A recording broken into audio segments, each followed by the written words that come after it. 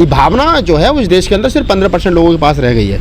ये जो सवर्ण समाज अपने आप को कह रहा है, इसी की भावना रह गई है, बाकी तो किसी की भावना है ना इज्जत है। दलित समाज के लोग रोज जो मुँह छोके रखने पर मारे जा रहे हैं। कल की घटना है कि मेघवाल लड़के को राजस्थान में उसका गुप्तांग काट करके उसकी हत्या कर दी गई, और तमाम दलितों को घोड़ी पर नहीं चढ़ने दिया जा रहा है, दलितों की बहन बेटियों के साथ में बलात्कार हो रहा है, दलित अफसरों की सीआर खराब हो रही है, तो उनकी तो कोई भावना है नहीं। भावना तो 15% लोगों की रह गई है, इन्हीं की भावना है, बाकी तो सब लोग पागल है ना। तो भावना, ये भावना का नाम देकर के भावना को ठेस पहुंचाई, तो पहले बता तो दे भावना की परिभाषा क्या है, भावना है क्या। आपकी भावना दूसरे की भावना नहीं है। आपकी इज्जत है, दूसरे की इज्जत नहीं है। आपके सब कुछ है, आपका मंदिर, आपका भगवान, आपका इष्ट आपकी भावना है, आपकी भावना के साथ जुड़ा है। हमारे बुद्ध जो है वो भावना के साथ नहीं जुड़े। आपको अगर कहीं शिवलिंग दिखाई दे गया या फुहारा दिखाई दे गया तो आप तो कह रहे हो ये शिवलिंग है, मस्जिद तोड़ करके मस्जिद बनाएगी। लेकिन आप ये भी तो बता दो, इसका भी तो जवाब दो कि जब राम मंदिर की नींव की खुदाई हुई तो वहाँ बुद्ध के अवशेष निकले। आप आज तक उसका जवाब नहीं दे पाए। बताओ ना, अगर वहाँ राम मंदिर था तो वहाँ पर बुद्ध के अवशेष क्यों निकले? आपने उन पर बुलडोजर चलवा दिया। सुप्रीम कोर्ट में हमारे लोग गए, सुप्रीम कोर्ट में हमारे लोगों को फटकार लगाई गई। तो आप समझिए कि चाहे न्यायपालिका हो चाहे कुछ हो, सब दबाव में काम कर रहा है देश में।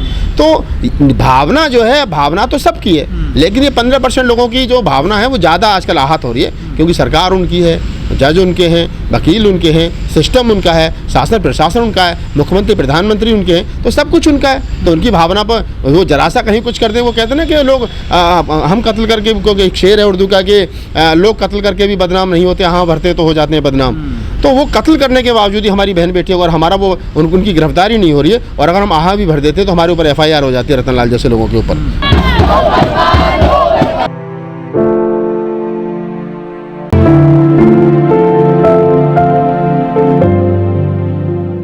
कि हमारा जो फंडामेंटल राइट्स है, जो हमारे बोलने का अधिकार है, जो संविधान ने हमें दिया है कि हम अपनी राय, अपनी बात जो है वो रख सकते हैं। अब सरकार जो है वो बोलने वाले लोगों को का दमन कर रही है। अगर मैं देखूं कि रतन लाल ने जो पोस्ट की, रतन लाल जी की वो पूरी पोस्ट को पढ़िए। रतन लाल जी, जितना मुझे मालूम है, वो हिस्ट्री के प्रोफेसर हैं, तो ऐतिहासिक बात उन्होंने कही है।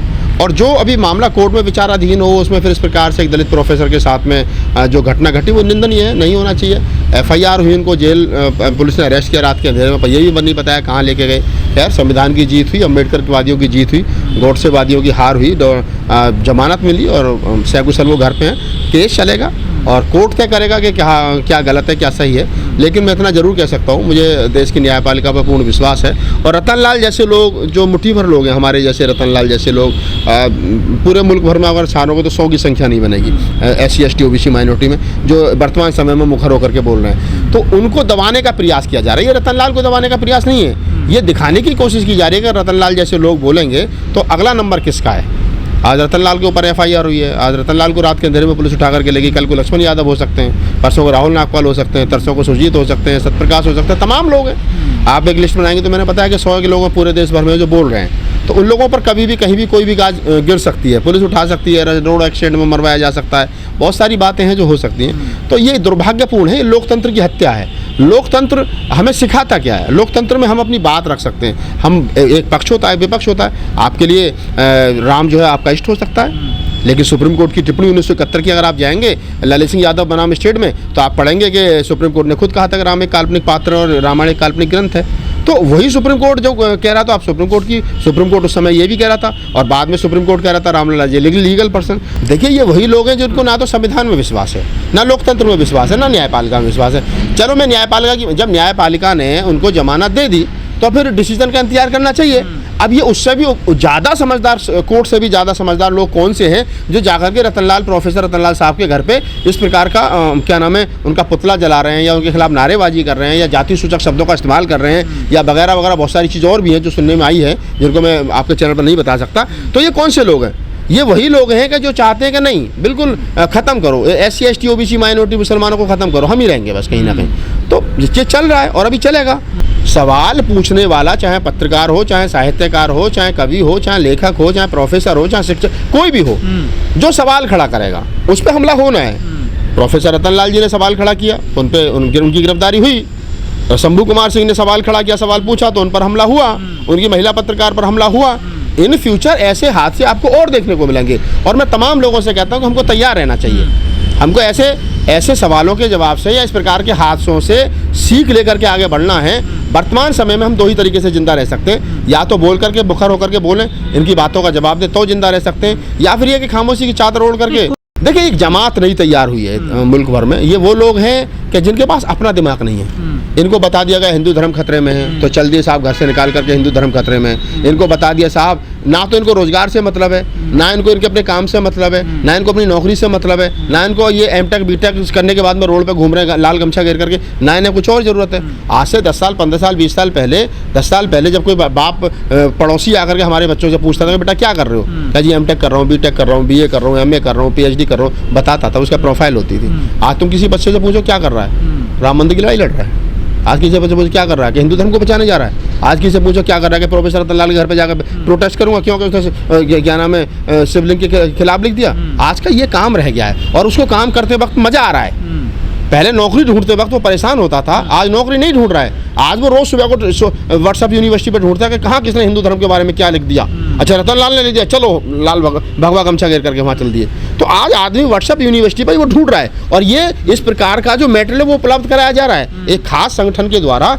उस काम को बखूबी अंजाम दिया जा रहा है, ताकि जो रोजगार, जो युवा है वो रोजगार पे सवाल ना करे, वो अपनी नौकरी पे सवाल ना करे, वो अपने खान पान पे सवाल ना करे, वो महंगाई पे सवाल ना करे, वो पेट्रोल पे सवाल ना करे, वो एलपीजी पे सवाल ना करे, वो सवाल करना छोड़ दे। आप देखिए, आप पढ़ लिख करके एमटेक बीटेक करने के बाद में, डिग्री लेने के बाद में सरकार के पास नौकरी लेने के लिए जाइए, आपको लाठियाँ मिलेंगी, लेकिन आप कावड़ लेकर के आएंगे तो आपको फूल मालाएं मिलेंगी।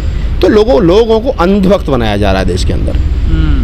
पुलिस को जांच का विषय है। दिल्ली पुलिस को एशिया की क्या नाम है बड़ी स्मार्ट पुलिस कहा जाता है। अगर दिल्ली पुलिस की नाक के नीचे इस प्रकार की घटनाओं को अंजाम दिया जा रहा है तो हमको समझना चाहिए। दिल्ली में कहा जाता है कि आदमी सबसे ज़्यादा सुरक्षित दिल्ली में, लेकिन दिल्ली में इस प्रकार की घटनाओं को अंजाम दिया जा रहा है, और एक दिल्ली यूनिवर्सिटी के बड़े सीनियर प्रोफेसर के आवास पर इस प्रकार की घटना को अंजाम दिया जा रहा है, तो फिर आम लोगों का क्या होगा। और ये जो कुछ गुंडई किस्म के लोग, पत्रकारों से बदतमीजी हो रही है। आप ये जो गुंडई किस्म के लोग हैं जो बाहर से आए, बड़ी जैसे आपने बताया थार बड़ी बड़ी गाड़ियों में लोग आए और वहाँ जाकर के उन्होंने इस प्रकार की घटनाओं को अंजाम दिया, तो ये हमको सोचना चाहिए। और ये देश के नेताओं को सोचना चाहिए इस देश को लेकर के किधर जा रहे हो। इस देश का युवा जो भटक रहा है, जो अपने रास्ते से भटक गया, ये वापस कभी लौटेगा 10 साल में 5 साल में, तो फिर इनसे सवाल करेगा जब इसकी उम्र निकल जाएगी, जब इसकी नौकरी नहीं मिलेगी, तब ये ओवरएज हो जाएगा, तब इसके पास में कुछ बचेगा नहीं। तब कहेगा कि धर्म खाने को नहीं दे रहा, खाने के लिए तो नौकरी देती है, नौकरी सरकार के पास थी नहीं, सरकार ने हमें गलत जगह पर लगा दिया।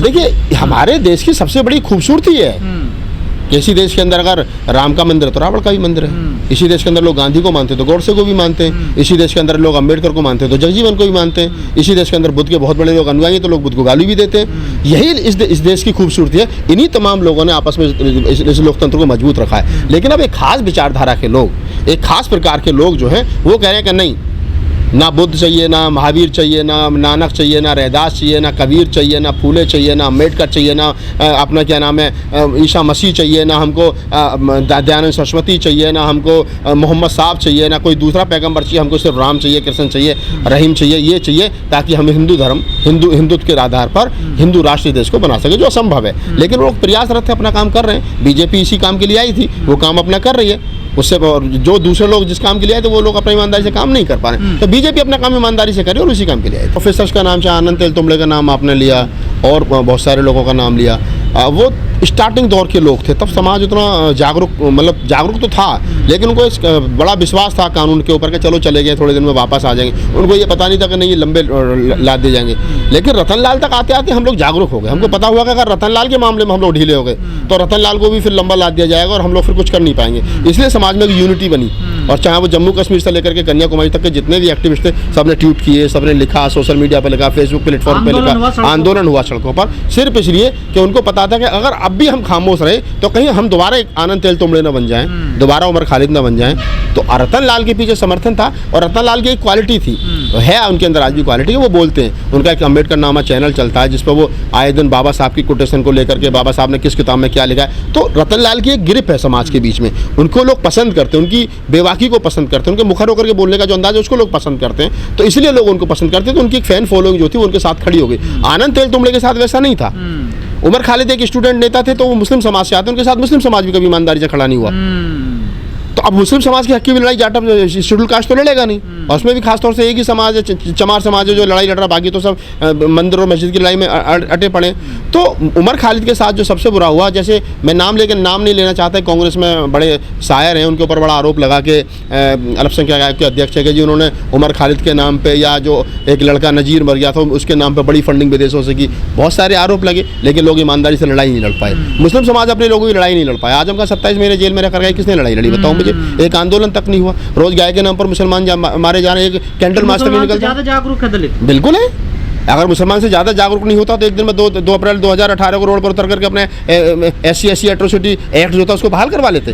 13 लोग ही तो मारे गए, लेकिन सरकार एक दिन से रतन लाल को बाहर करा लिया। फिर हमने क्या नाम है 13 पॉइंट रोस्टर पर सरकार को झुका दिया, 2 अप्रैल में सरकार को झुका दिया, रतन लाल वाले मामले पर सरकार को झुका दिया।